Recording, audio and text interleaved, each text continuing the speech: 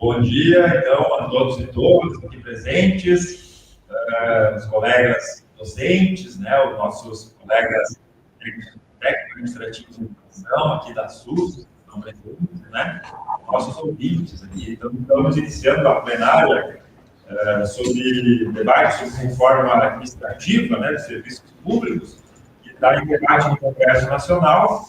E para essa atividade aqui do Centro de Ciências Rurais, aqui da Universidade Federal de Santa Maria, então nós temos a presença do doutor, né, advogado Everton Padilha, né, do escritório de Wagner, que vai nos trazer, né, alguns elementos muito importantes aqui para entendermos, né, quais são os reais impactos, né, da reforma administrativa do serviço público, especialmente, né, aqui para a universidade, né, para docentes, né, para técnicos administrativos em educação, né, quais os impactos, né, dessa proposta de reforma administrativa que está em discussão no Congresso Nacional. E, pelo que se sabe, né, ela teve uma rápida elaboração, né, assessoria, apoio de organizações empresariais, né, do PECOMércio, da Febraban, né, a gente está descobrindo ainda, né, algumas parcerias aí, né, da Fundação Lema, e a novidade, né, que hoje na sexta-feira, dia 24, né, a PEC, né, a proposta de emenda constitucional foi protocolada, né, agora tem número, né, PEC 38, agora a gente pode chamar, né, de PEC 38, que é essa PEC, né, na nossa avaliação, vai fazer uma certa coisas muito graves, né? O que a gente tem chamado, né, de demolição do serviço público. Então, passo a palavra de imediato, né, aqui, agradecer a parceria com o pessoal da SUC, né?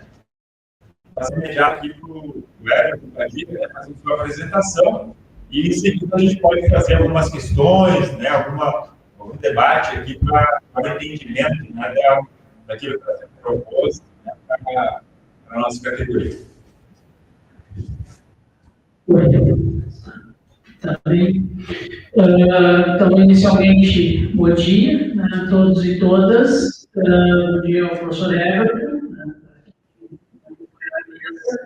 Vamos tentar fazer então, uma fala trazendo aspectos jurídicos, né, dessa questão da nossa emenda constitucional e também trazendo os elementos, né, o conteúdo dessa PEC, né? Há pouco tempo, acho que todos já tinham ouvido falar no grupo de trabalho, né, no GT, junto à Câmara dos Deputados, e esse grupo de trabalho foi o responsável pela elaboração de um texto absolutamente complexo em relação a essa questão da reforma administrativa. Né? E agora, então, a reforma tem nome, né? Tem um nome que é PEC 38, e nós vamos ouvir falar desse nome, né? Podemos passar a expor aí para o pessoal o material, para que a gente possa começar a fazer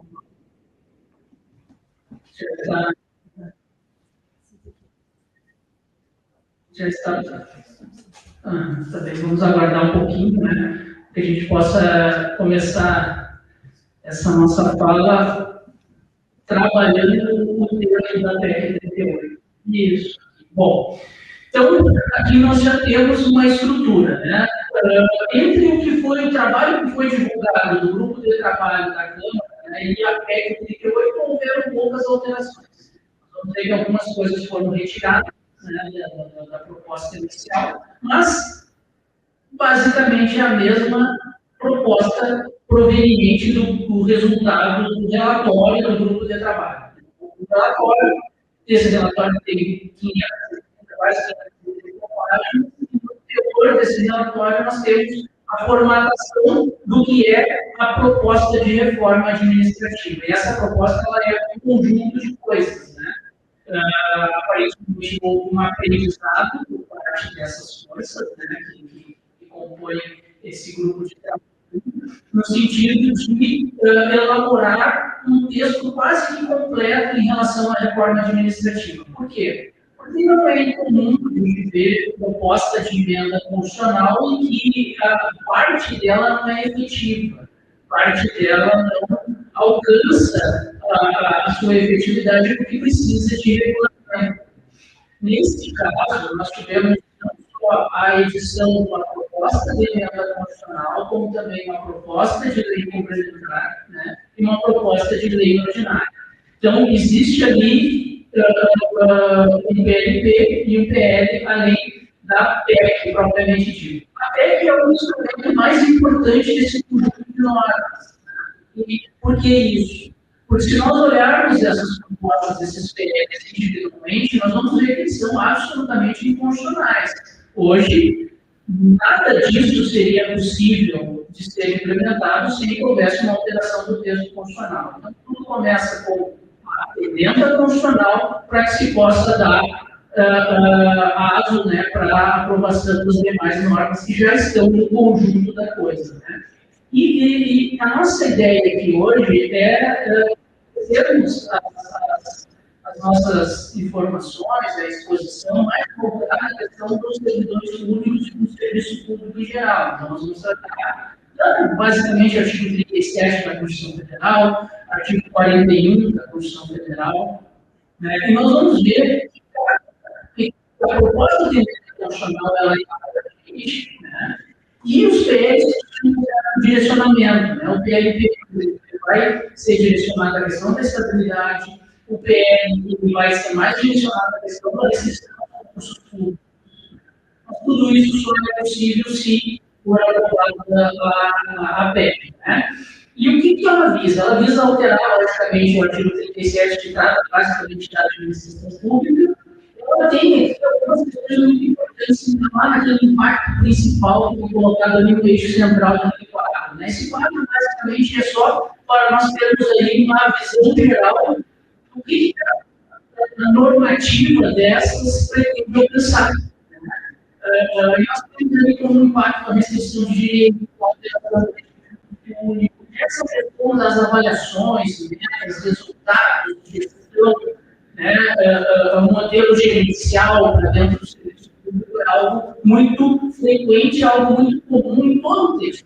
Todo o texto nós vamos ver esse pilar, né? Seria a gestão de resultados, basicamente, no âmbito da administração pública. Isso tem muita vinculação com o que nós temos hoje de PGD, né? Então,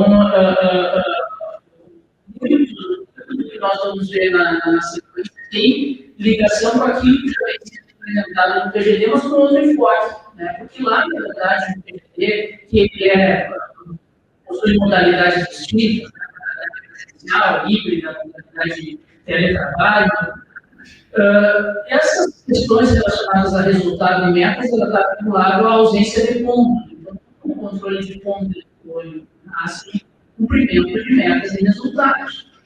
Aqui não. Aqui ele tem um enfoque muito maior, é muito mais amplo nessa questão. Por quê? Primeiro, porque vai organizar a questão da estabilidade, a estabilidade vai estar vinculada justamente ao cumprimento desses planos, dessas metas, desses objetivos. Né? Até mesmo a manutenção do servidor público vai estar vinculada ao cumprimento dessas metas. Né? Nós vemos ali que o PMT, que trata da questão da estabilidade, ela trata de responsabilidade dos servidores públicos por resultado e restrição orçamentária.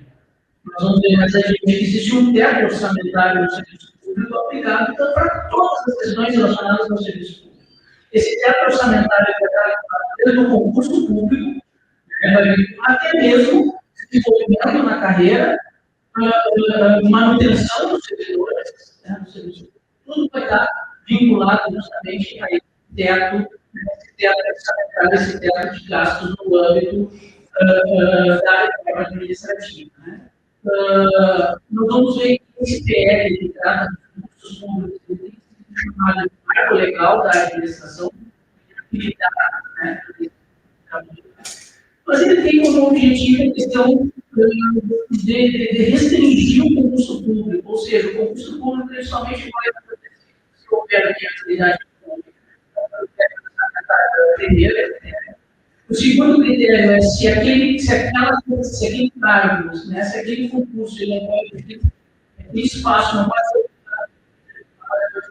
a terceirização vai ser a primeira hipótese, né, em detrimento, né, do concurso público, né. E aí nós vamos ter essa questão do PGD, não só para a regulamentação do teletrabalho, como nós vimos, regra para todas as áreas de atuação e esfera do serviço público. Então, nós temos que, logicamente, um favorecimento da terceirização e da contratação precária do serviço público. Então, veja que cada norma dessas tem o seu objetivo próprio, né? E todas, logicamente, correntes da proposta de medida constitucional. Pode passar para o próximo. A gente evoluir agora. E aí nós vamos falar, a ideia de hoje é, logicamente, trazer um parâmetro geral da coisa. Como ficar discutindo o dispositivo, vamos ter uma visão geral dessa situação que nós estamos enfrentando, né? E, dentro dessa visão geral, o que cada norma dessas pretende. Esse eixo principal da relação ao RJ2, e eu denominei isso, por achar que a gente poderia fazer, que existe um eixo publicado por esse grupo de trabalho, mas ele vai muito além daquelas questões relacionadas àquele eixo do próprio grupo de trabalho. E aqui eu tentei, digamos assim, sintetizar a estrutura desse negócio. Logicamente, a primeira hipótese é aquela relacionada à afirmação da PEC, ela passa a ser o carro-chefe. Restrição aos concursos, priorização de contratos terceirizados, a regulamentação do artigo 41. Esse artigo 41 é que trata da estabilidade, que garante a estabilidade do serviço. Então, relativiza, né, essa estabilidade em relação aos servidores. Eu digo que até de maneira geral, nós vamos ver abaixo ali que a estabilidade está mantida nesse projeto agora, na PEC 38, pelo menos, né, mas com algumas condicionantes. Por quê? Porque para aqueles servidores não estáveis, né, a exoneração por inaptidão em avaliação de desempenho passa a ser um critério para a manutenção do servidor no serviço público. E isso atingiria, inclusive, os não estáveis que estão atualmente no serviço público, né? E aqueles que são estáveis no serviço público, né? Então, essa questão das progressões e de bônus estariam vinculados a esta avaliação de desempenho.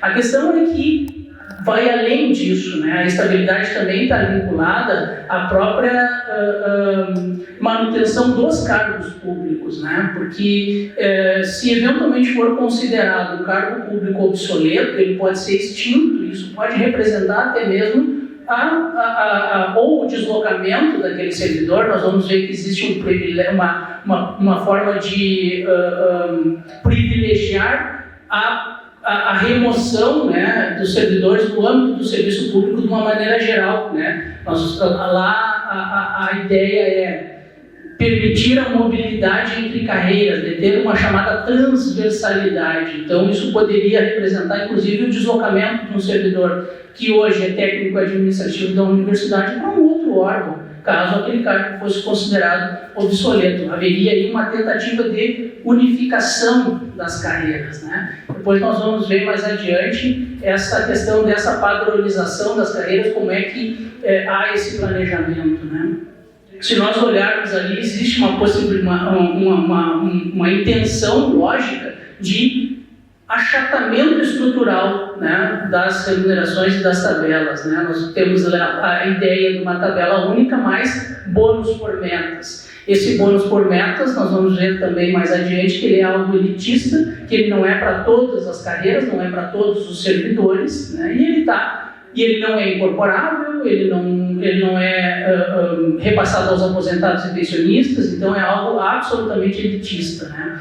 E essa questão do teto de gastos no serviço público, que está limitado a 2,5% ao ano, né, ele engloba tudo, ele engloba toda a receita envolvendo o serviço público, desde o concurso público até mesmo o desenvolvimento nas carreiras, né? Então, esse teto, Ele está limitado dessa forma, mas pode ser menos. E não importa propriamente se houver uma arrecadação maior do governo federal. Né? Se houver uma maior receita, mesmo com essa maior receita, não vai haver alteração nessa questão do teto. Né?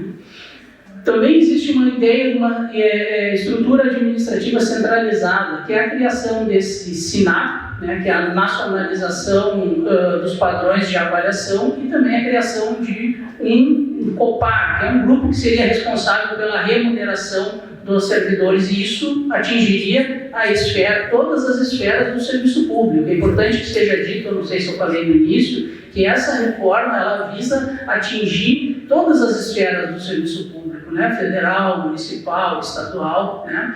E isso que está sendo colocado aqui, ela vai ser aplicada para todas as esferas. E aí nós temos, logicamente, uma questão relacionada ao Pacto Federativo e à própria autonomia dos entes públicos absolutamente desconsiderada. Avança essa reforma no âmbito dos entes de uma maneira geral, né, com todos esses efeitos que ela pretende, desrespeitando, logicamente, a própria disposição constitucional. Há, logicamente, aí um aspecto jurídico importante em relação ao ferimento de até mesmo cláusulas pétreas da forma como está colocado o texto. Né? Foi retirado do texto da PEC aquela questão da investidura temporária, né? Aquele cargo de servidor efetivo temporário, né? Que é aquele que tem até 10 anos, isso foi retirado do texto da PEC. Mas nós vamos ver que isso está colocado de outra forma, né? Porque essa questão da privilegiação, de dar privilégio, a terceirização, a precarização, né? De estar isto à frente do concurso público também é uma forma de contratação temporária ainda mais agressiva, né? Vinculado, logicamente, ao regime geral de previdência, enfim, toda essa questão precarizada, né? Podemos passar para o próximo, então. Principais alterações em relação ao serviço público. E aí nós vamos falar objetivamente de cada norma, né? Tentar trazer pelo menos uma ideia, né, do que cada estrutura normativa dessas pretende no seu gênese, né, na sua origem, e também até onde ela pretende alcançar. Então, como nós falamos, essa norma ela tem uma origem, que é a PEC, né, e todas as formas de implementação dessa reforma estão dentro da estrutura da própria PEC e das normativas posteriores, tanto o projeto de lei complementar como o projeto de lei ordinário. Mas, falando inicialmente da proposta, e aí foram colocadas ali um total de 251 alterações, e aí a gente bota linhas, incisos, artigos, dispositivos das próprias leis, dos próprios regulamentos, enfim. Então, um total de 251 alterações no texto da Constituição Federal no seu...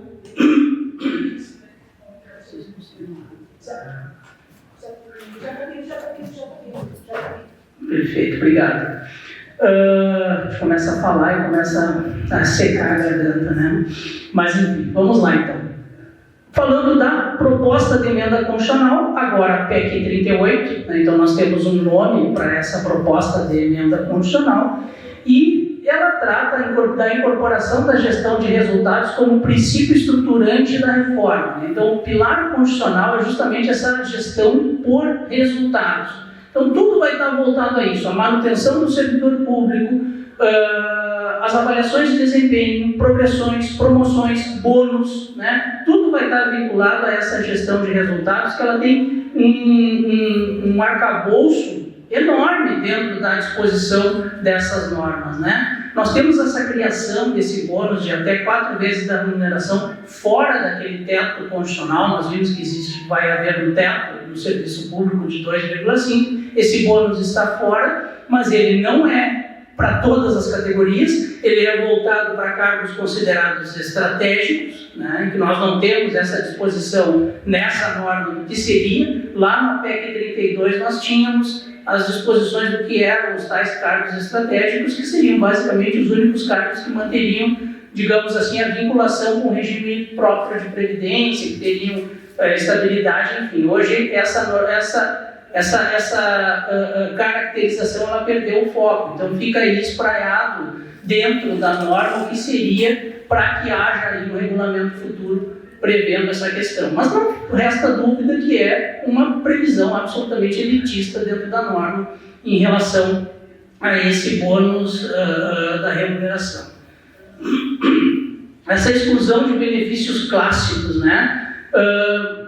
Muitos servidores públicos devem perguntar assim, mas isso já não existe mais no âmbito do serviço público federal, né? É verdade. Mas no âmbito do serviço público municipal e estadual, muitas vezes parcelas como anuênios, quinquênios, são parcelas importantes e que estão vinculadas ao próprio desenvolvimento na carreira, né? Muitas dessas carreiras, se você retirar propriamente a essas parcelas, que são parcelas muitas vezes principais da remuneração, acaba achatando ainda mais a remuneração desses setores que já têm várias deficiências aí, em relação ao seu histórico de progressão, né? Existe aí uma proibição de promoções, progressões exclusivamente por tempo de serviço, né? Isso aí é algo que também atinge muitos servidores estaduais e municipais, principalmente, né? Tabela única do ente federativo, possibilidade de achatamento e rigidez das carreiras.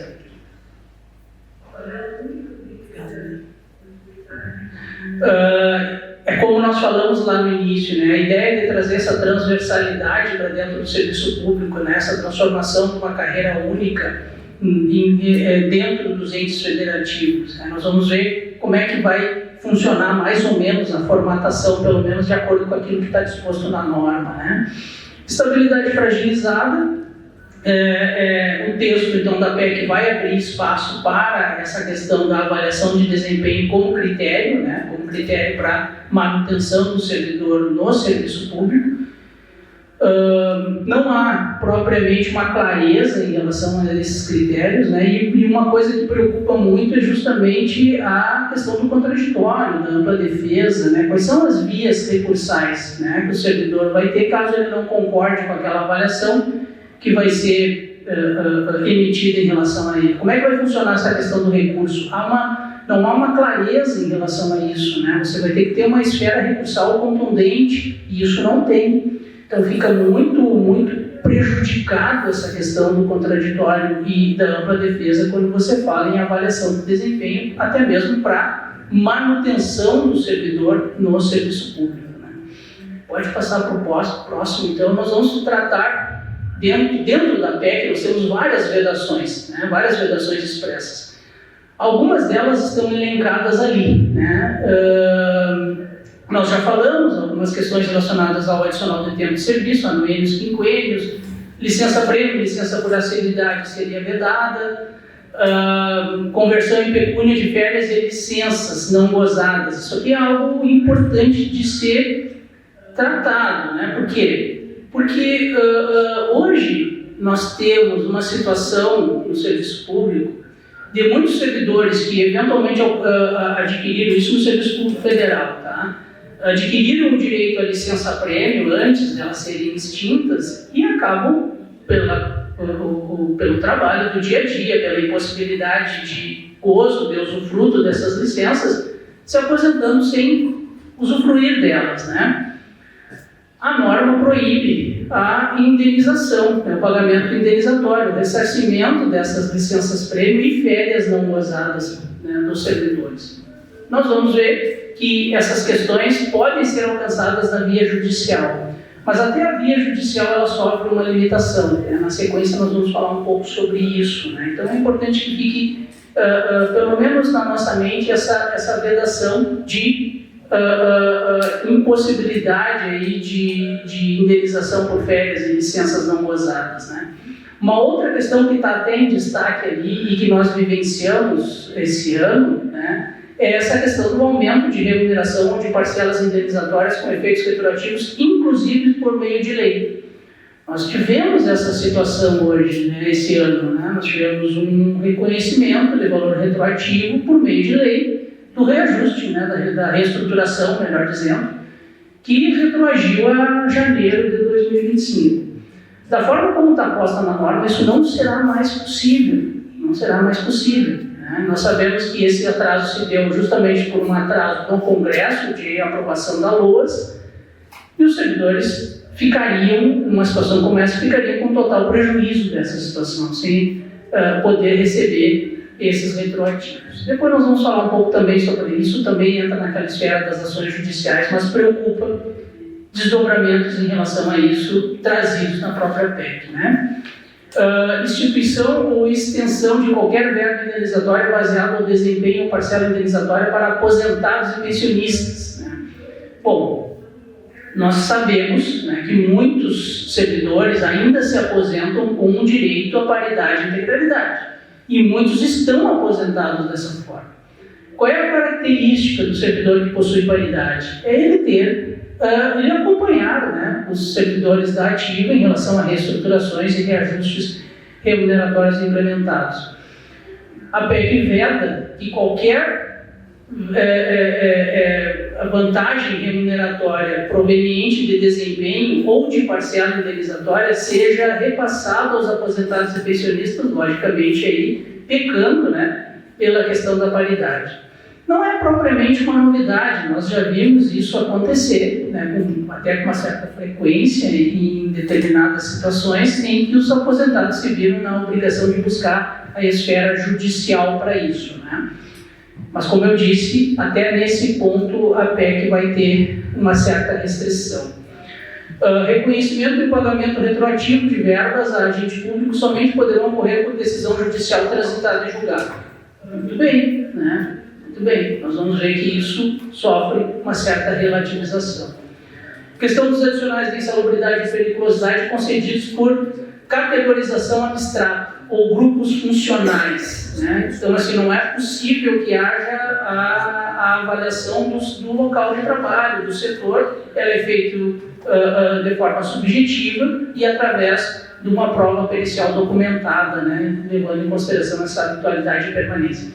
Mas o que eu gostaria de falar disso, além dessa questão da restrição do direito à periculosidade, desses adicionais ocupacionais, é justamente essas normas administrativas absolutamente restritivas que são editadas e que muitas vezes elas podem ser consideradas até mesmo ilegais, inconstitucionais, né? Porque cabe aí um debate em relação a essas normas. Mas na prática ela acaba prejudicando muito a concessão do direito na esfera administrativa e obrigando muitas vezes o servidor público a buscar a esfera judicial para a implementação do direito. Então isso preocupa bastante, porque a gente sabe que hoje, para haver concessão do adicional de insalubridade, precisa laudo pericial. Só que na medida em que você instrumentaliza isso e você cria uma norma mais restritiva ao alcance do direito, também vai sofrer aí eventuais restrições, eventualmente ilegais. Então preocupa também essa disposição.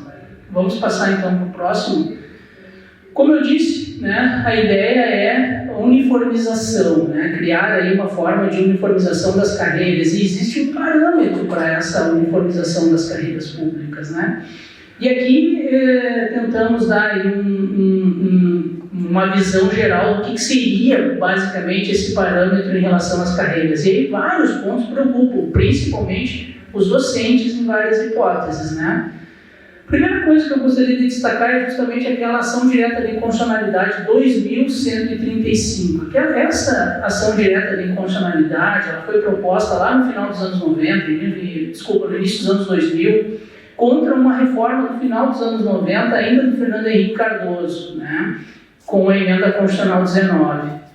Naquela época já havia a intenção de dar ao gestor a possibilidade de escolher qual seria o regime aplicado no concurso público, né? Ele poderia optar por fazer um concurso público para o regime seletista, né? Ou fazer um concurso público para o regime estatutário, né? Para o regime próprio de previdência. Isso foi impedido pelo Supremo Tribunal Federal através de uma medida cautelar na época. Essa liminar se manteve e, recentemente, né, este ano, o STF julgou constitucional essa norma. Então, isso serve realmente de base para o que nós vamos ver mais adiante. Por quê? Porque hoje nós já temos um texto na Constituição Federal que é considerado constitucional e que permite o gestor optar qual a forma do concurso público ele vai adotar para a contratação de servidores.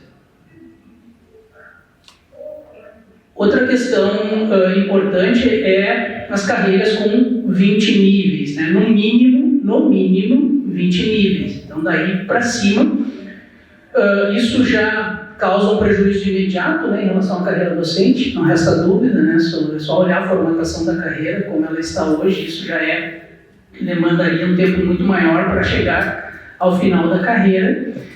Outra coisa importante a ser dita é que a remuneração inicial é limitada a 50% do topo, né? Então pode ser menos de 50%, isso também já prejudica os docentes, né, professor? Imediatamente, né, da forma como está a carreira hoje. Então, haveria, digamos aí, uma redução remuneratória. Como é que iria trabalhar isso, sendo ela inconstitucional? Né? Lembrando que é limitada a 50%, não quer dizer que seja 50%. Né? Você pode ter aí percentuais menores, você pode ter 30%, 35%, né, desse início, né, dessa remuneração inicial na carreira. Tabela única de remuneração por ente federativo e esferas do poder com referência no salário mínimo e no teto remuneratório local para todos os servidores. Esse salário mínimo realmente chega a correr um arrepio na coluna, né, quando a gente vê a questão do salário mínimo. Quando, a priori, no texto do relatório, quando eles falam do salário mínimo, está se referindo ao valor de referência inicial, né, e o teto remuneratório na tabela. Então, não seria propriamente o salário mínimo nacional, né, que seria como referência. Mas se preocupa, não deixa de preocupar essa expressão aí da forma como está colocada. Né? Outra questão que eu gostaria de destacar é esse princípio da digitalização. Seria, digamos assim, um novo princípio da administração pública incluído no texto constitucional, em que haveria aí uma obrigação de divulgação ampla de todo e qualquer valor recebido por agente público de forma individualizada e discriminada, em formato aberto, no portal de transparência, vedada qualquer exigência de identificação do cidadão para acesso ou consulta ao sistema. Isso pode gerar aí uma série de problemas, né, para os servidores públicos, aí, perseguições, haters, enfim, hoje em dia. E qualquer um pode consultar, ele não fica registrado que ele consultou, ele não precisa pedir autorização para ninguém. Ele vai ter acesso irrestrito a todas essas informações, algo que é absolutamente preocupante da forma como está hoje, né, esse mundo digital e essa quantidade de golpes aí que nós estamos enfrentando no dia a dia. Né? Então, realmente muito preocupante essa disposição em relação a isso, merece um destaque. E sobre decisão judicial, né? Sobre decisão judicial, nós vimos que eventuais retroativos e coisa e tal, você vai estar garantido o recebimento através de decisão judicial transitada e julgada. Né? Primeiro, que você vai inchar o judiciário mais ainda com uma série de demandas que talvez não fossem necessárias. Né? Esse é o primeiro passo. Né? Segundo, é essa disposição específica que acaba atingindo até mesmo a decisão do juiz. Por quê? Porque a decisão judicial que estender política pública, o benefício fiscal à pessoa, entidade ou grupo social, então nós estamos falando de ações individuais, ações plurimas e ações por substituição processual, ações coletivas das entidades sindicais. Não contemplados por previsão expressa na respectiva legislação de regência, necessariamente terá que considerar o impacto orçamentário da medida. Bom, então já está impondo eventualmente ao juiz que ele analise se o Estado vai ter condições de pagar aquilo. Esse é o primeiro passo. Né? Então, uma imposição absurda. Então, há um descumprimento normativo, há um descumprimento de um direito, você vai à justiça e a justiça tem que avaliar se tem orçamento. E, eventualmente, pode haver a condenação do ente e o ente público simplesmente alegar que não tem dinheiro, não tem orçamento para pagar aquela dívida. Né? Isso, no linguajar jurídico, é tratado como a constitucionalização da reserva do possível. Né? A reserva do possível é algo que se discute muito, né, a sua aplicabilidade, apesar de já ter acontecido em outros momentos, mas ela é evitada realmente. Por quê? Porque é aquele dito popular, né? Devo, não nego, pagarei quando puder. Né? a reserva do possível seria mais ou menos isso, né? Então nós estaremos aí constitucionalizando essa questão estaria dentro do texto constitucional. Então, o texto impõe ainda o teto anual de crescimento dos gastos primários, aí nós vimos, né, isso ali, daquela questão daquele teto orçamentário para dentro do serviço público, com uma amplitude enorme, né, uma aplicação em todas as esferas do serviço público. Isso poderia gerar, logicamente, um congelamento salarial que se estende a estados, municípios e ao ente federal em si. Podemos passar para o próximo, falar um pouquinho desses aspectos jurídicos. Professor, eu não sei como é que está a questão do tempo, só para eu me organizar aqui, mas... 8 minutos, pode ser? Vamos lá, vamos tentar. Bom, aspectos jurídicos, então, né? Então, grave afronta ao princípio da isonomia, princípio da estabilidade, violação de cláusulas pétreas, em vários pontos, né? Questão do pacto federativo, separação de poderes, violação dos direitos adquiridos, né? Enfim, aposentadoria, questões relacionadas à isonomia. O regime jurídico único há um ataque frontal ao RJU, sem dúvida alguma, né? Afeta diretamente aposentados e pessoas afastadas em licenças, né? Porque esses bônus, essas vantagens, elas não estarão estendidas, por exemplo, a uma mulher em licença maternidade. Ela não vai ter esse bônus, né? Ela não vai estar fora desse bônus, sem falar nos aposentados, né? Reestrutura as carreiras e salários em nome de uma eficiência fiscal, né? Então a gente está vendo aí que a questão que nós acompanhamos, aquela emenda constitucional 95 que trouxe sérios problemas, né? Congelamentos salariais, enfim, nós teríamos uma PEC, uma emenda constitucional 95 para o serviço público, exclusivamente para a administração pública, né? Então é algo que preocupa realmente muito. Bom, vamos tentar agora só falar de alguns temas centrais, pode passar para o próximo, da questão dos projetos de lei, né, do PLP, que trata dessa questão da responsabilidade por resultados, mas ela está voltada a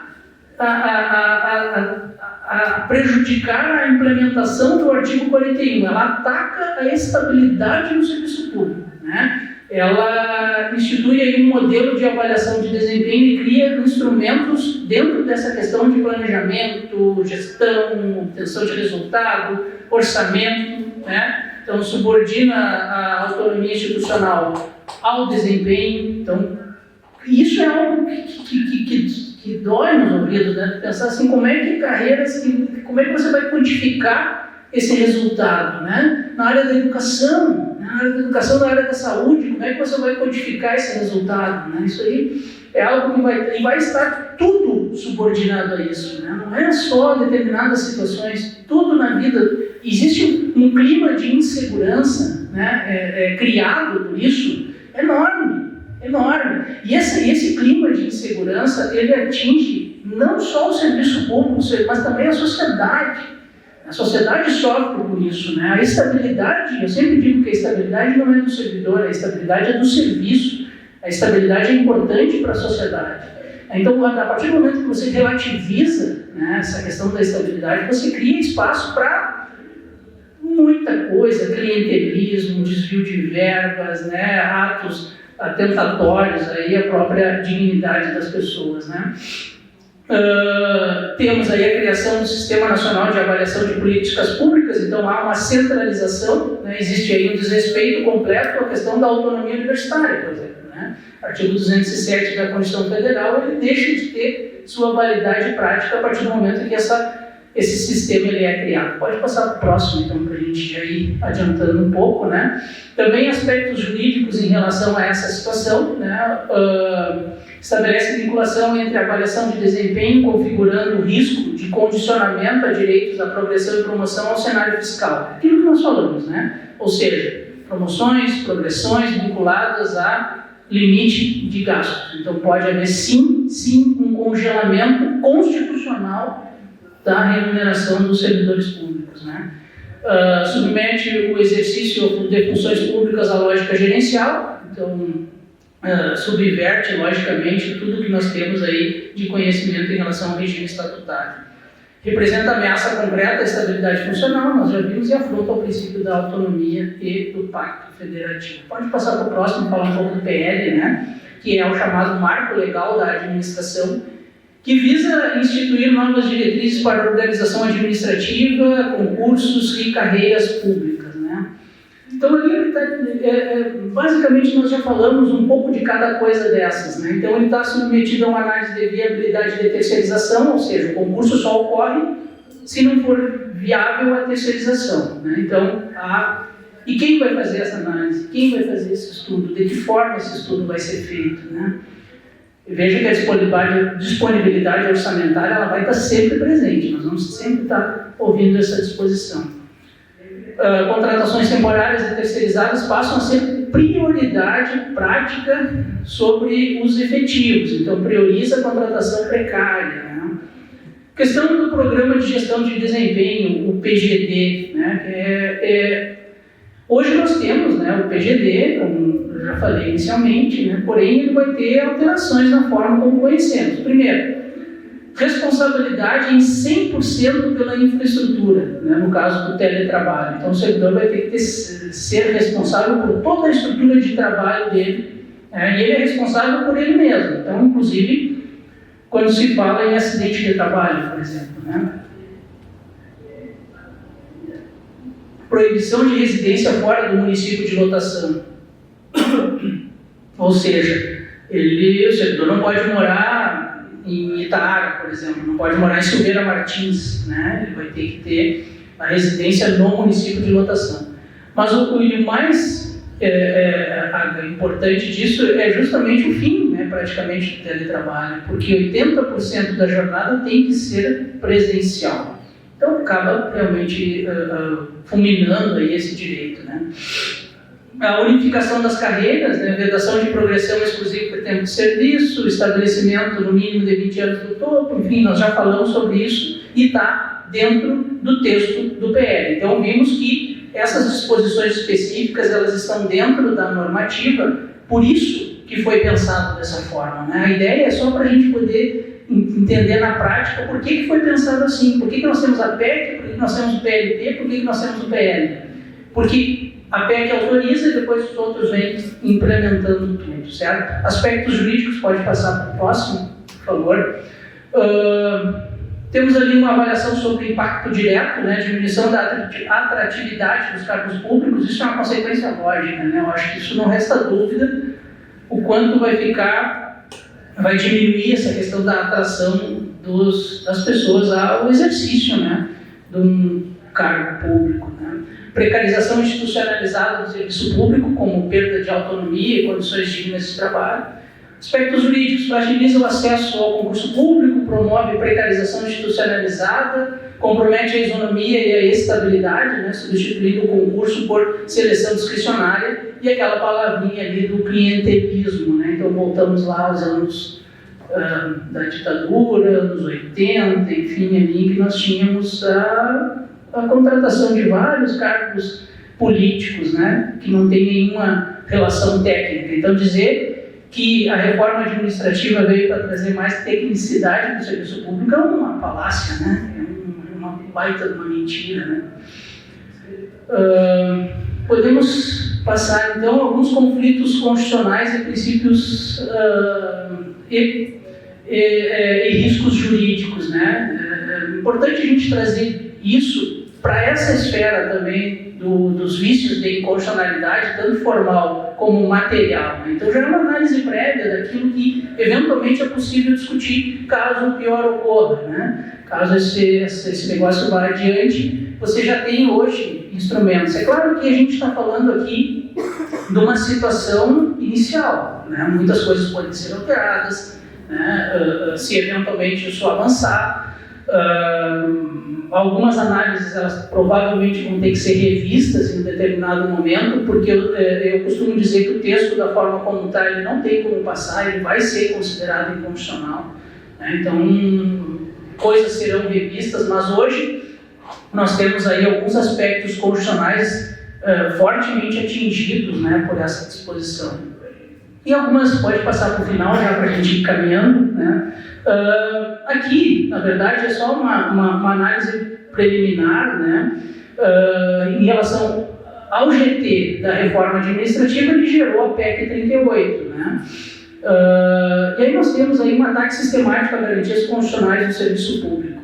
Nós já vimos, no decorrer da fala, várias situações dessas, mas ali elas estão elencadas no sentido de podermos ter uma visão geral de quais são os pontos que ela fere efetivamente, né? Essa questão do risco do punitivismo gerencial, né? Enfraquecimento da estabilidade, isso aí é algo que nos salta aos olhos a cada leitura desse texto, né?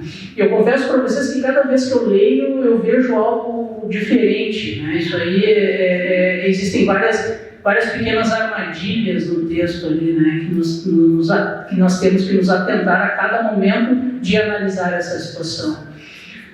Substituição do concurso público por contratações precárias, rebaixamento das condições salariais de carreira, centralização decisória, nós vimos lá, né, que existem 2 órgãos que vão tratar de remuneração e de contratação de serviço público, vão tratar de remuneração e estrutura remuneratória dos servidores públicos, né, órgãos centrais que terão uma ação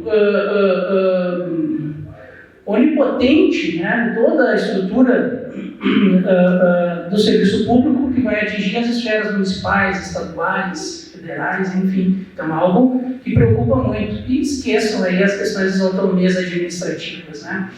Afronta a separação dos poderes, pacto federativo, enfim. Então, nós já vimos que vários desses pontos aí estão sendo atacados, né? Isso aí basicamente é uma visão geral, né, do que nós estamos enfrentando com essa reforma administrativa. Ainda hoje disponibilizaremos uma nota técnica com um aprofundamento um pouco maior dessa questão, né, já trazendo essa análise da PEC 38, inclusive, né. Acho que isso vai poder dar um fechamento maior, né? Lógico que aqui nós não temos, até por uma questão do tempo, aí a pretensão de fechar o assunto, até porque o assunto está em aberto, né? Eu sempre digo que tudo que a gente faz nesse momento é preliminar, porque não sabemos até onde vai e nem se vai, né? Mas é importante sim fazer essa análise e não vou me alongar muito mais, agradeço aí a atenção de todos e todas e fico à disposição para poder eventualmente esclarecer alguma dúvida em relação à matéria. Obrigado.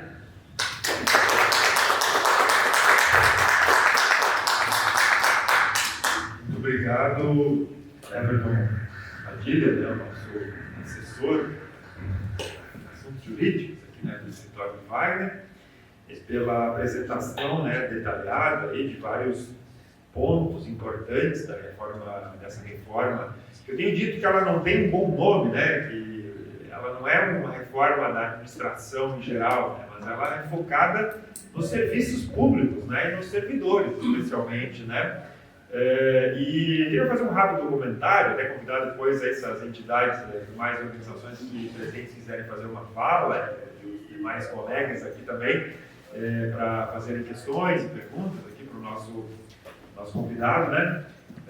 Parece que tu tocaste bem, né? Pegando a questão dos docentes, né? O que a gente consegue perceber é que existem impactos, né? Especialmente nas questões, possíveis questões salariais, né? Que a gente teria um limite maior ainda, né? De conseguir ter reajustes salariais, né? Nos preocupa bastante, né? Tendo em vista que a gente tem tido perdas frequentes nos últimos tempos, né? Tivemos alguns reajustes recentes, né? Temos mais 3,5 para o ano que vem, mas e depois? Né? E depois? Como que será, né, a questão dos reajustes, né, salariais para os docentes, né?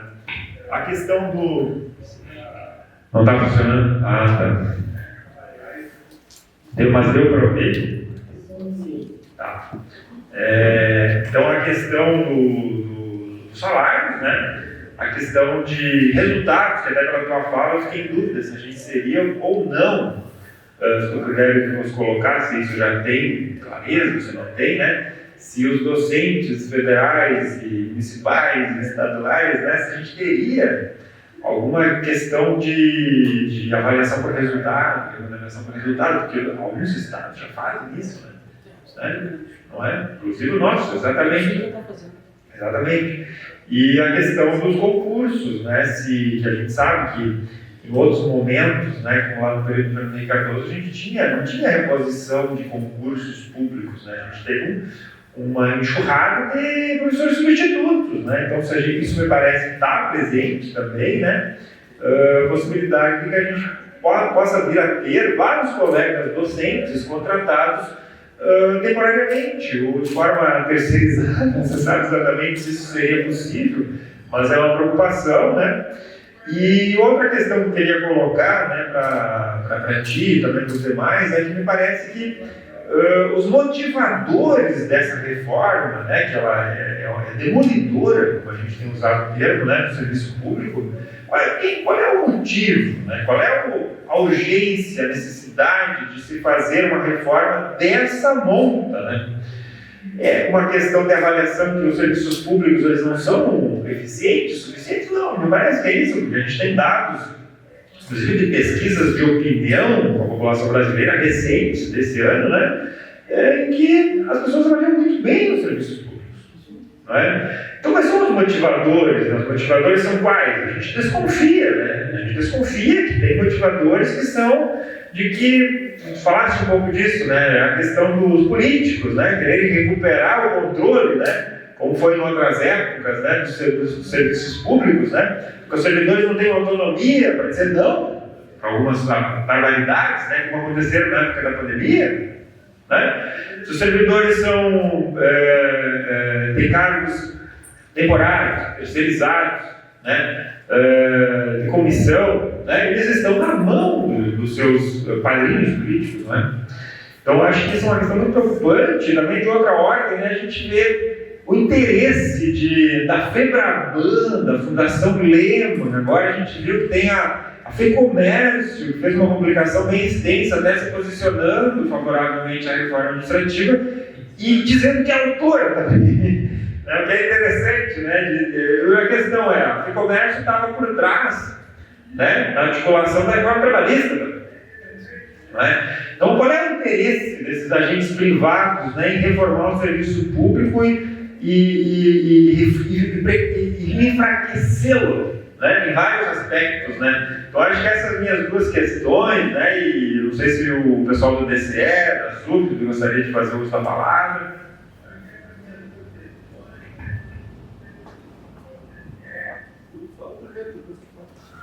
Guilherme, então, da SUFNE.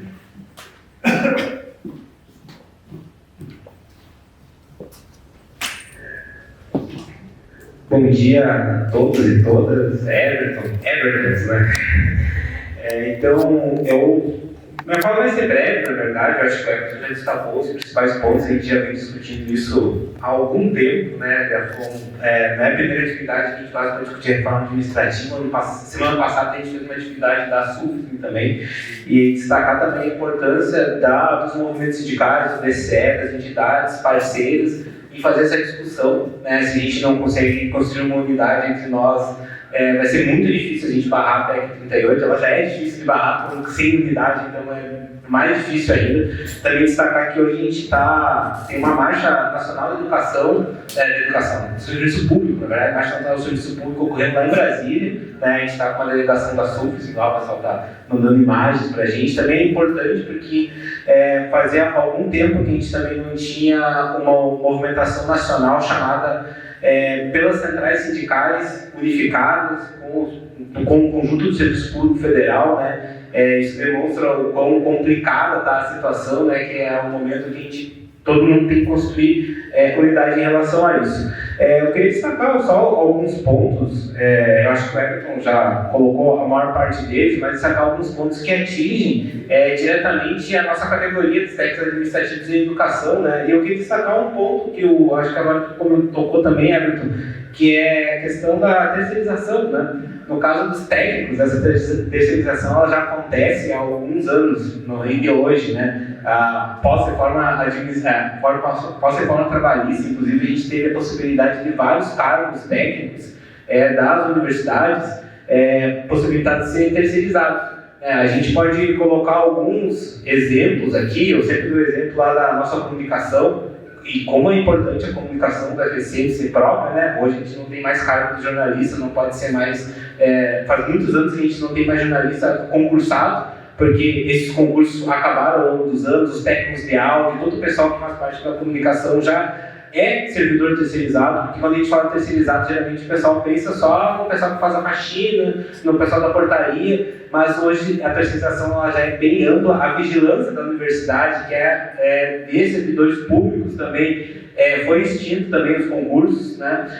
E eu vou dar um exemplo, talvez o pessoal dos docentes talvez não lidem tanto com isso, mas para nós técnicos é importante a questão do hospital. Né? Nosso hospital universitário hoje ele já é, em grande parte, né, gerido pela IPSER, ele já não é uma gerência dos RJUs, inclusive ao passar dos anos a gente tem diminuído cada vez mais o quadro de servidores técnicos, né, no nosso hospital universitário. Então, na verdade, a gente já tem um processo de terceirização bem forte acontecendo na nossa categoria, e com essa reforma, com a PEC 38, a tendência é que isso aumente de forma galopante, né? De forma assustadora, inclusive. Então, a possibilidade de inclusive, terceirizar outros setores que hoje é inimaginável para a gente terceirizar o secretário do curso, né? E eu falo isso porque eu sou secretário de curso, né? E como é importante a estabilidade do secretário ali para manter todo o controle da memória daquele curso ali. E não é simplesmente um serviço somente administrativo, né? A gente trabalha aqui como técnico, a gente é técnico, eu sempre digo isso em todo lugar que eu vou, a gente é técnico administrativo em educação, não é um técnico genérico, né? E uma das ideias da reforma dessa nova reforma administrativa deixar tudo genérico. Não vai ter mais um técnico em educação, um técnico previdenciário, um técnico específico para aquela carreira. Vai ser só uma pessoa, um técnico qualquer ali que o governo federal pode jogar de um órgão para o outro. Isso é muito complicado. Isso tem um impacto significativo na qualidade do serviço público que é prestado para a população também, né? Além disso, outra coisa que eu queria destacar, que também foi bastante destacado pelo Evo, é a questão das avaliações de desempenho, né? Hoje, claro, na lógica da reforma está atrelado ao PGD. Hoje, aqui na universidade, a gente já tem a questão do PGD para os técnicos administrativos da educação. No PGD a gente tem, em vez um tipo de controle diferente de jornada, né? Em vez de a gente controlar no ponto eletrônico, no dedão, a gente controla fazendo entrega de resultados, né? Entregas de resultados. Hoje ainda é possível tu fazer isso sem ser punido, né? Sem ter uma avaliação vinculada às tuas entregas no mês, possibilitando eventualmente tu ser demitido, por exemplo. Agora, com a nova reforma, isso tem uma vinculação direta uma coisa com a outra. E, gente, quando a gente fala isso para a população em geral, as pessoas pensam, não, mas vocês não querem ser avaliados pelo trabalho de vocês? Na prática, a gente já tem uma avaliação. Nós já somos avaliados, só que a avaliação que a gente tem não é dessa lógica mercadológica de entrega de metas e resultados, como se a gente tivesse que entregar para a população um produto, né? Na lógica da iniciativa privada. A gente sabe que a educação não funciona com essa lógica. Eu sempre dou um exemplo das unidades de apoio pedagógico. Como é que tu vai avaliar a entrega de um pedagogo ou de um psicólogo, né, baseado em metas e resultados? Se é um trabalho complexo, não é uma coisa assim, tu pega uma situação de um aluno que tu vai fazer o tratamento ali, tu não vai entregar um resultado necessariamente um resultado quantificável, né? É todo um processo muito mais complexo que basicamente o que os colegas trabalham no dia a dia. A educação não é simplesmente uma mercadoria que a gente entrega um produto que é um produto final, que alguém avalia se está bom ou se está ruim, né? É um processo muito mais complexo que isso. E quando a gente vê essas propostas de avaliação de desempenho com essa lógica mercadológica, realmente é bastante assustador, porque isso mexe na prática com a nossa estabilidade, né? Então, se eu tenho que cumprir metas e apresentar para uma chefia imediata, que às vezes a gente eventualmente tem litígio com as chefias imediatas, né? E eu tenho que apresentar metas e resultados para essa chefia, e a avaliação dessa chefia pode causar, inclusive, a perda do meu emprego, né, do meu cargo.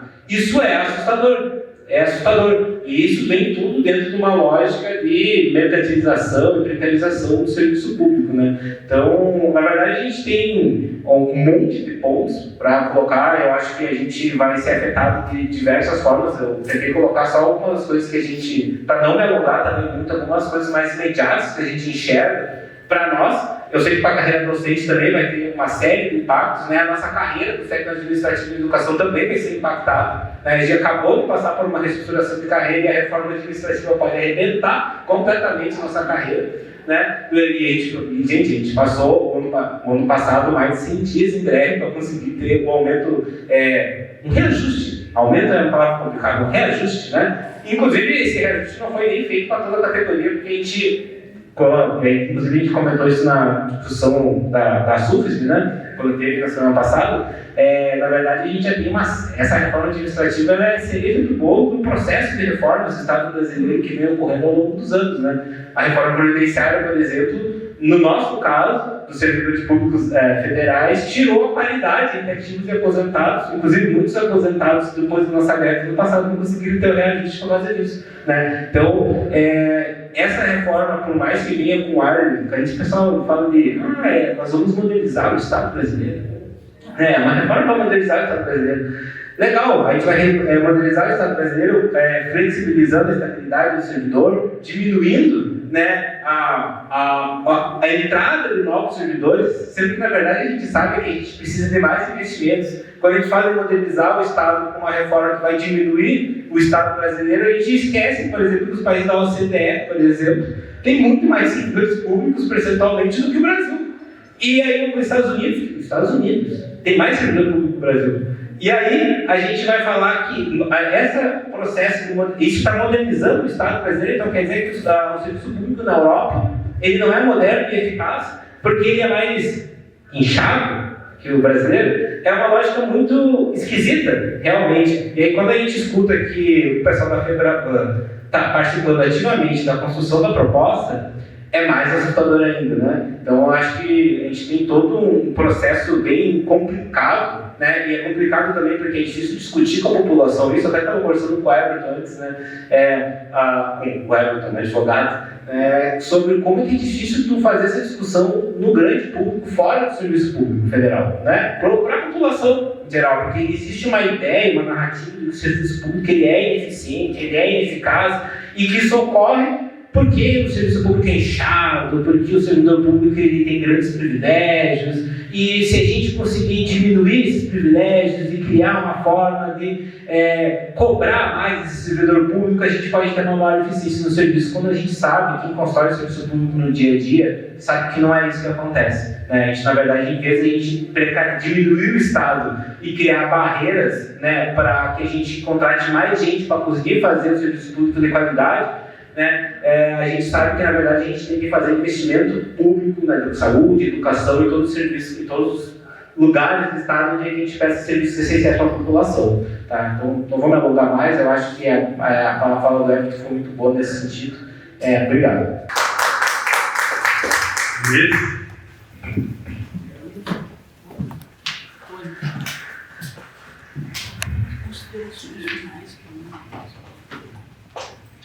Bom, primeiramente, bom dia a todas e todos. Agradecer o convite aí também para o DCE estar participando hoje. Acho que é uma atividade importante, né? A gente sabe que tem bastante gente que está lá em Brasília já no bairro do calor, pelo que me disseram, né? O Brasil é sempre abafado. Mas assim, pessoal, acho que eu não vou me ater muito aos detalhes mais das categorias, até porque vocês já fizeram essa explanação, assim, acho que de maneira perfeita. Mas eu queria colocar algumas pontuações que eu acredito que são bem relevantes assim, dentro dessa história toda que ultrapassa os limites da própria reforma. Né?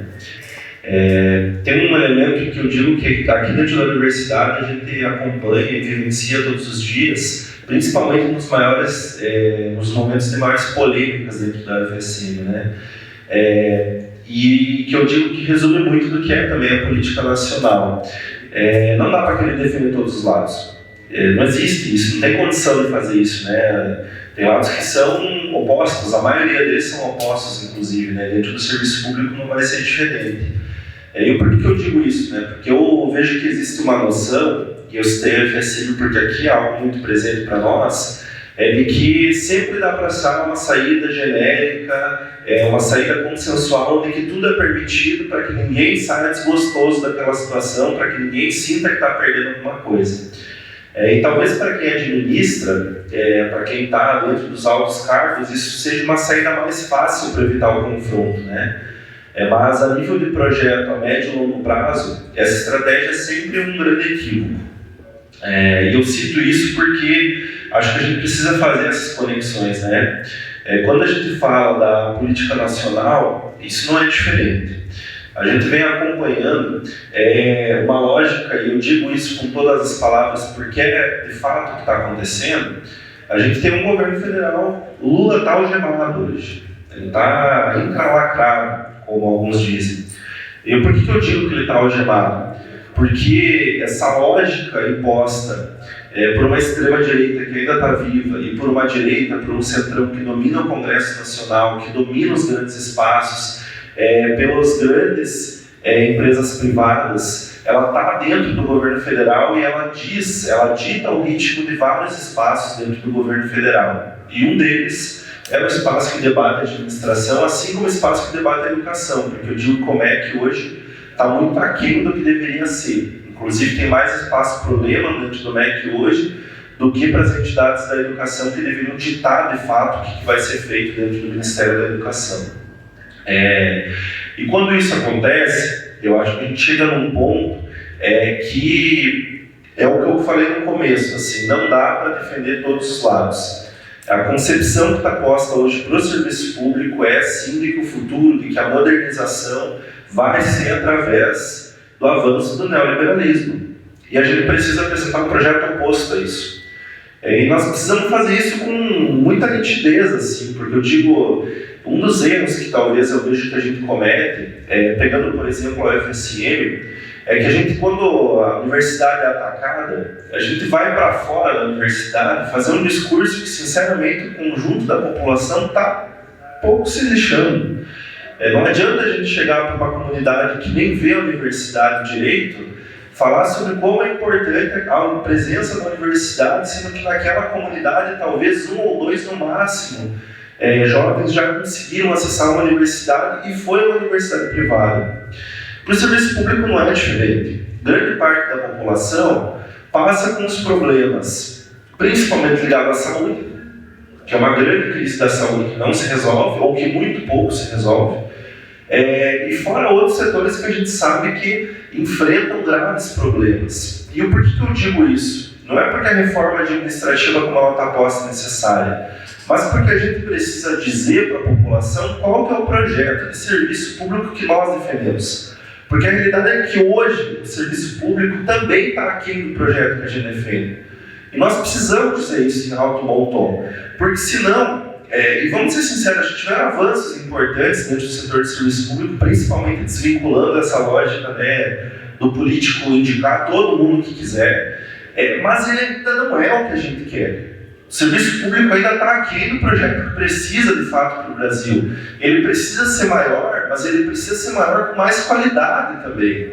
Com mais servidor que consiga atender a população, que consiga chegar mais longe, que consiga fazer um atendimento adequado, com servidores mais capacitados. Então, isso precisa ser posto para fora. Eu acho que esse é um dos grandes desafios que nós temos, dizer para o conjunto da população que a gente não está só querendo barrar algo que para eles talvez não faça sentido. Porque para quem tem o preconceito de que o serviço público não funciona, de que precisa sim implementar meta, que é bom, por que não querem ser fiscalizados, que essa é a visão do senso comum, a gente precisa também dar uma resposta dentro do senso comum que seja rápida e que seja fácil de entender.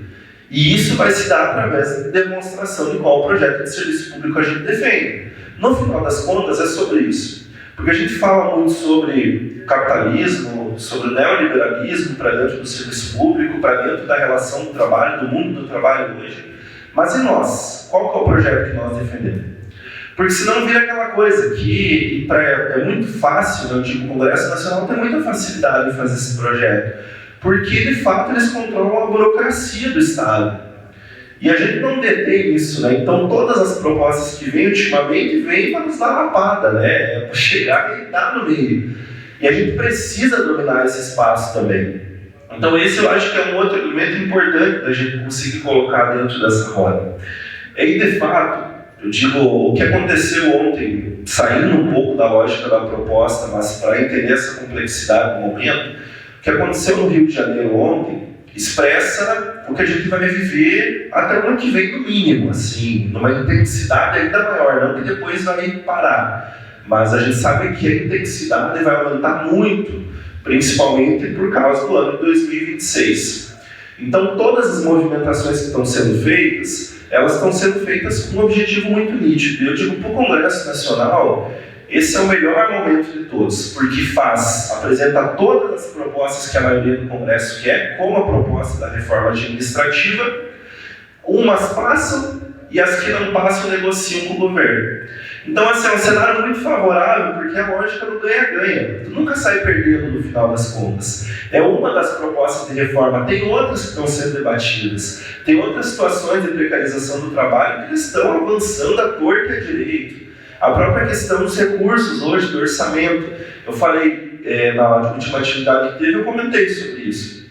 A maior cagada que pode se fazer é numa semana você dizer que o Congresso é inimigo do povo, 2 semanas depois, daí porque de forma unânime o Congresso vota pela isenção do imposto de renda, alguns setores progressistas dizem não, viu, dá para contar com o Congresso. É a maior burrice que existe, assim, é um erro de estratégia, é um equívoco político analisar dessa forma. Porque, de fato, no fundo, e eu digo a questão da isenção do imposto de renda, foi justamente porque eles querem colocar o governo como o principal responsável por não atingir uma meta fiscal que é inatingível. E aonde que eles querem que corte essa contradição que vai ser posta? Na educação, na saúde, nos serviços públicos. Então, essa proposta da reforma administrativa, ela vem sim como uma resposta de colocar o governo numa contradição, de colocar a esquerda numa contradição, de colocar os movimentos que apoiaram a eleição do Lula numa contradição, de dizer, bom, vocês paguem a conta. E é por isso que nós precisamos sim dizer algo com tom. Não vão ser os setores públicos que vão pagar a conta, porque eles já pagam boa parte dessa conta. Quem tem que pagar são os grandes milionários. Porque, no final das contas, a proposta como um todo tem 2 viés. Um é atingir, pelo menos fazer um discurso de que isso é necessário para trazer mais eficiência e para reduzir o custo estatal para atingir uma meta fiscal. E outro, para garantir a sequência da implementação desse projeto neoliberal para dentro do Estado público e da máquina pública. Então, esses 2 elementos, eu digo, eles não podem fugir assim, da nossa análise do que a gente vai expressar para fora também. E para finalizar, eu queria dizer que para nós, para os movimentos sociais, para os sindicatos, para os setores progressistas, para a esquerda como um todo, existe um grande X da questão que ele precisa ser respondido, e principalmente com o movimento social. Porque não adianta, gente, não dá para a gente colocar todas as nossas fichas no Lula e esperar que o Lula resolva todos os problemas do mundo. Nunca foi assim e nunca vai ser. E quem acha que pode simplesmente esperar ou postar uma nota no Instagram e que o Lula faça tudo, está completamente errado. Se o movimento não se movimenta, a pressão não chega. Se todas essas entidades, todas essas federações do comércio estão envolvidas na proposta, é justamente porque eles estão se movimentando. Se o Congresso Nacional passa muita coisa hoje, é porque eles estão se movimentando. Se essa proposta está avançando, é porque eles estão se movimentando. Então, o movimento sindical precisa se movimentar também. Não existe saída fácil, não adianta achar que só porque a gente elegeu o governo está tudo fácil, porque muito pelo contrário, está muito complexo. E tudo tende a piorar, inclusive.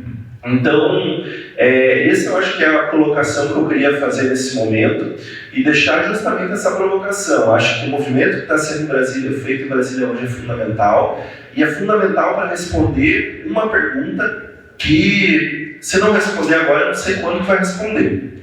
Dentro de todo esse jogo de xadrez, dentro desse tabuleiro, o movimento sindical quer ser peão ou qual peça ele quer assumir dentro do jogo? Essa é a pergunta que tem que ser respondida. Obrigado, Luiz. Não sei se alguém mais da plenária gostaria de fazer alguma manifestação, alguma pergunta.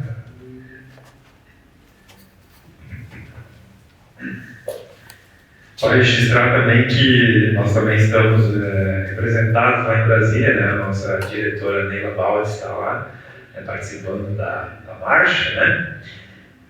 Nos mantemos atualizados também aí do que está acontecendo.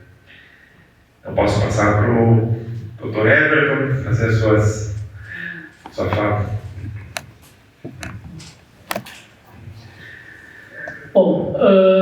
Inicialmente só gostaria de dar um destaque para aquele item 6 ali, nas considerações finais, né? Eu acho que isso aí ilustra a ideia desse negócio, né? Certamente representa um risco real, a prestação universal do serviço público, a continuidade, a questão da impessoalidade dos serviços públicos, compromete a atratividade, a segurança jurídica, o equilíbrio federativo da administração pública, né? Eu diria que esses são os verdadeiros eixos da reforma, né? Na minha opinião, esses são efetivamente os verdadeiros eixos da reforma. Por quê? Porque a ideia, inclusive o professor Everton colocou bem, é tornar o serviço público mais atrativo para o mercado. O mercado está de olho realmente em fatias do serviço público que podem ser absolutamente lucrativas, né? Ou seja precarizando, ou seja assumindo, né, esse papel efetivamente, né? Então, quem que vai pagar essa conta, né? Certamente nós estamos falando aí da população em geral, aqueles que realmente mais necessitam desses serviços públicos vão pagar essa conta. Então, me parece que esse item aí demonstra muito a verdadeira ideia desse negócio aí, dessa reforma, né? Quanto à questão da avaliação de desempenho, o governo do estado do Rio Grande do Sul implementou isso, inclusive com a implementação de metas e bônus para os professores, né? E aí coloca todo mundo numa situação como se todas as escolas estivessem numa mesma situação, né? Numa mesma condição, né? E isso vai privilegiar alguns, e aí torna, logicamente, esses bônus elitistas, né? E as formas de avaliação, elas são genéricas, né? Elas são formas de avaliação que, dentro daquelas perspectivas de avaliação ali, você tira várias formas de interpretação para aquilo, né? E o pessoal do Estado tem lutado muito em relação a isso, porque trouxe para dentro do governo estadual essa lógica mercantilista já. A obtenção de que resultado é esse? Ninguém está entendendo muito bem que resultado é esse dentro do governo estadual, porque ele tem critérios de assiduidade, de participação de comissões, né? Efetividade em relação à aprovação dos alunos em determinados vestibulares, enfim. Então tem uma série de requisitos que estão dentro dessa questão produtivista e que tu não tem propriamente um elemento prático e um critério objetivo. São critérios muito subjetivos e que vêm prejudicando muito esses professores. Nós tivemos uma fala aqui na semana passada de um representante do CEPERS que demonstrou muito bem a preocupação do sindicato em relação a essas metas que foram implementadas, a força pelo governo estadual, né? Então essa situação não pode realmente atingir a todos nós diretamente, né? Eu acho que nós tivemos realmente um mote de reformas aí, né? Se nós formos lá para 2003, né, a reforma, digamos assim, a primeira reforma previdenciária drástica que nós tivemos, onde naquele momento houve uma ruptura em vários pontos do direito administrativo do país, né? Onde se extinguiu a paridade, a integralidade, onde se criou regras de transição e se majorou a condição de aposentadoria, né? Mas a regra mais drástica que nós tivemos foi, logicamente, a de 2019, com a emenda constitucional 103, em que, naquele momento, houve uma ruptura total do que nós tínhamos antes, né? Nós tivemos a extinção de todas as regras de transição até então que existiam, porque as reformas administrativas, as reformas previdenciárias, elas previam regras de transição para garantir a continuidade daqueles direitos, de alguma forma, mesmo tendo aí um aumento de tempo, um aumento de idade, mas que mantinha, de certa forma, a possibilidade de você alcançar aquele direito. Todas essas regras foram extintas e substituídas por 2 regras de transição que são absolutamente prejudiciais: regra do ponto, regra do somatório, atingiu a todos, mesmo aqueles que estavam com expectativa de direito, né, de eventualmente alcançar, sem ter uma regra de transição efetiva, e alcançando a todos os servidores que estavam no serviço público naquele momento e que, logicamente, vieram a ingressar no serviço público. Tivemos a reforma trabalhista de 2017, né, que trouxe realmente, efetivamente, a terceirização com muita força para dentro do serviço público. Muitos na época diziam: mas por que me interessa a reforma trabalhista, né? A reforma trabalhista, ela trouxe a possibilidade de você terceirizar a atividade fim, por exemplo, né? Isso trouxe para dentro do serviço público isso que o Guilherme colocou muito bem na fala dele em relação à reforma. Logo em seguida, nós tivemos a Emenda Constitucional 95, o teto dos gastos, que trouxe aí um congelamento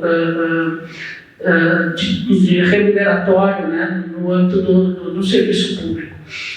E por aí vai, né? As reformas foram realmente um conjunto, e se nós formos olhar lá em 1998, o Fernando Henrique Cardoso implementou a primeira reforma administrativa efetiva, né?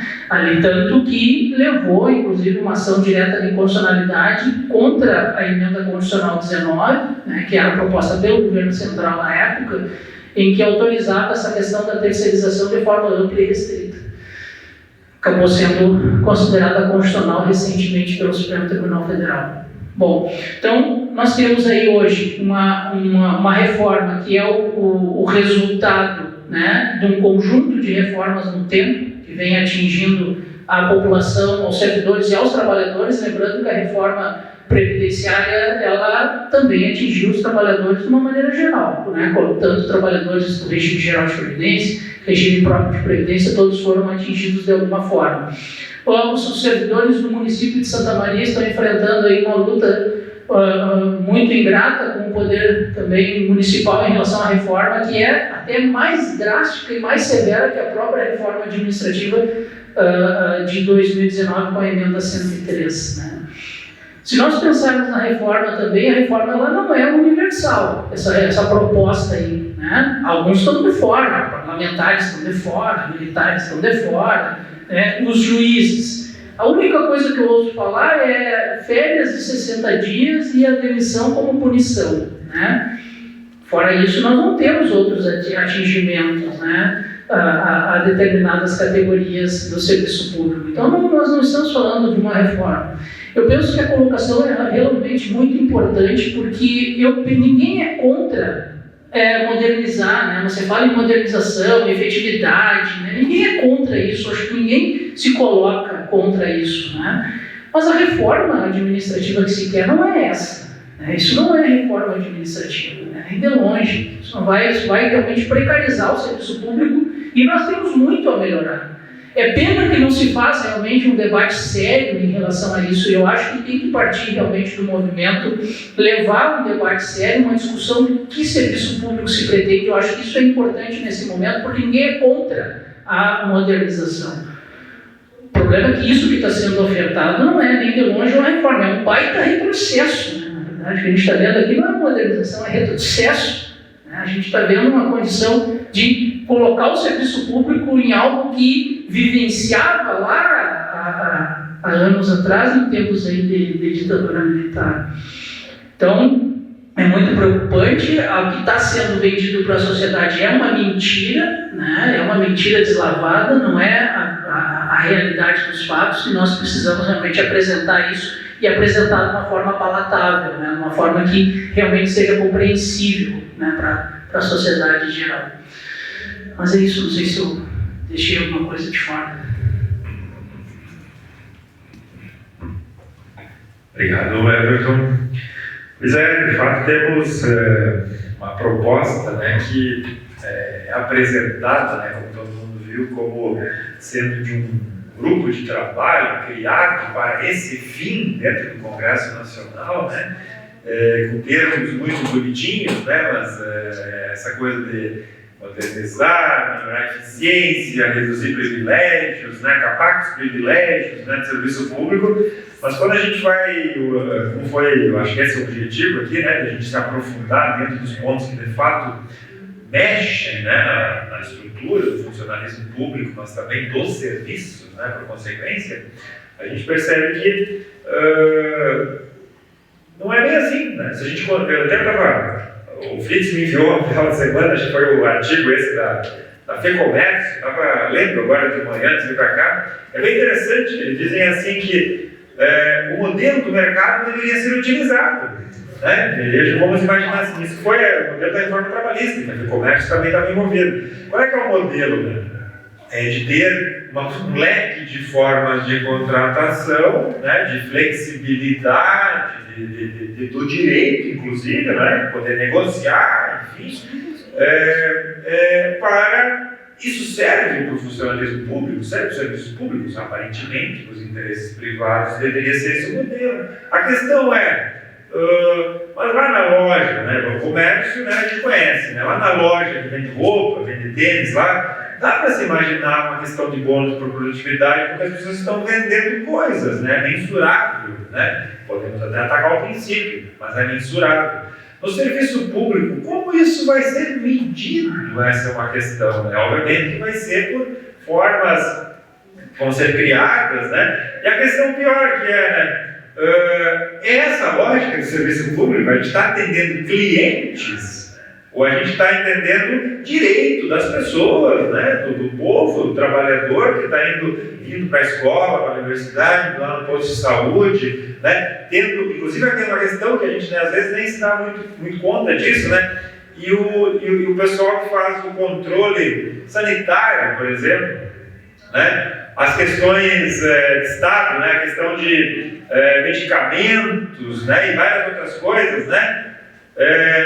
Dá para imaginar isso terceirizado? Sujeito ao interesse privado? A gente já tem um pouco da dimensão de como isso acontece, né?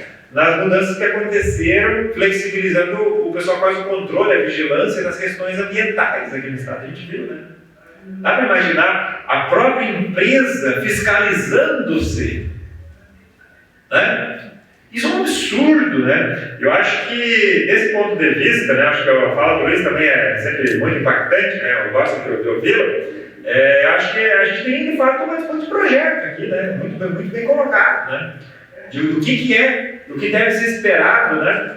Sobre o serviço público brasileiro. Então, nesse sentido, existe uma disputa aí dos setores privados, né, do pragmatismo do nosso centrão e a extrema-direita, né, querendo surfar também na onda, né? Então, acho que a gente tem, muito bem colocado também, estamos entrando, né, num momento já perigoso, né, próximo, né, à próxima eleição presidencial, e que penso que, desse ponto de vista, né, a nossa pauta, né, a nossa luta, ela entra centralmente, né, naquilo que vai ser o debate, né, inclusive do período pré-eleitoral no ano que vem.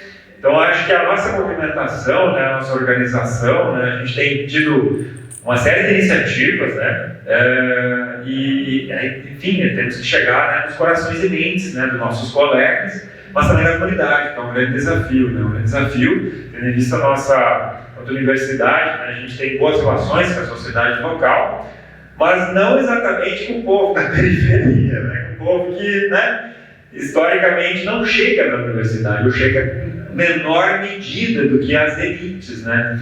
Até o comentário com o Fritz, aí, mais um caso para concluir, que a gente nesse ano, né, com o reajuste que aconteceu, né, na greve do ano passado, coisa e tal, chegou atrasado, né, mas a gente conseguiu garantir, a gente calculou o impacto disso para a cidade, né? Do tipo assim, qual é a cidade que não quer receber mais recursos, né, para o seu município? E, obviamente, veio para os professores, para os técnicos administrativos de educação, para os demais servidores federais. Isso é gasto aqui, em boa medida, né? Qual é o impacto? A gente divulgou isso, né, esperando que seria algo muito bem recebido, né? Mas, por incrível que pareça, a gente recebeu várias críticas, né? De setores, né? De pessoas, né? Qual é o fundamento disso? É recalque? É ressentimento? Não, acho que é um pouco disso, sim, mas é também uma visão do para que serve o serviço público, né? O serviço público serve, de fato, para atender a população, serve para atender o povo, o trabalhador, a comunidade geral, ou deve servir apenas os interesses dos poderosos, né? Então, acho que são algumas questões aí, por fim, para a gente colocar e que a luta precisa continuar. E amanhã, inclusive, a gente tem uma outra plenária lá no Centro de Ciências Naturais Exatas, né? Às 9 da manhã, né? Fica o convite aqui já. E às 11h30 a gente está programando um panfletaço, né? Um panfleto de alerta, de denúncia aí, no arco da universidade, na saída, né? Do pessoal que está dentro do campus amanhã de manhã, a gente pretende fazer pequenas barreiras e distribuir esses panfletos. Fica o convite aí também para todos e todas possam se somar para a gente esclarecer a nossa população e a comunidade universitária. Obrigado a todos e todas e seguimos a luta.